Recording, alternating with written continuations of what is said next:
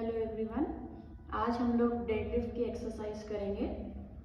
मैंने अभी इसमें 20 केजीज का वेट लगा रखा है। मैं इसका भी आपको फॉर्म बताऊंगी। ये एक्सरसाइज हमारे लोअर बैक को टारगेट करता है। जो हमारे पैर होंगे ये हमारे शोल्डर लेंथ पे होंगे। अभी हम बैक को स्ट्रेट करने के बारे में नहीं सोचेंगे।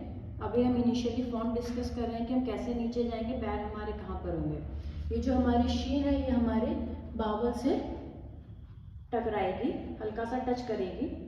जो हमारे दोनों हाथ हैं ये हमारे जो पैर है बिल्कुल इनके बगल में हम पकड़ेंगे। जब हम लिफ्ट करने वाले होंगे तो जो हमारे हिप्स हैं वो नीचे की तरफ होंगे, हमारा चेस्ट बाहर की तरफ होगा।